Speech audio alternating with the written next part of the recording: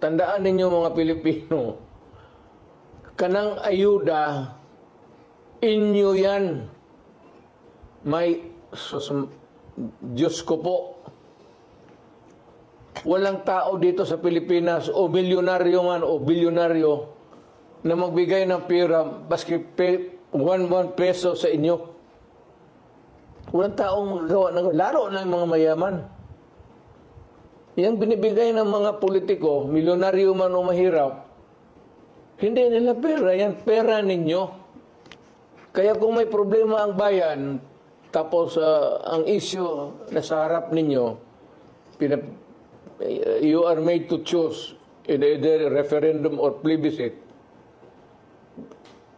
maawa naman kayo sa anak ninyo, future generation. Isipin ninyo yung problema.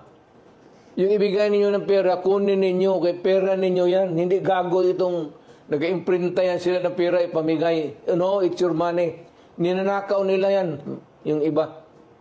Yung iba naman, kagaya ng Kongreso ngayon, parang nauubos talaga ang pera ng Pilipinas.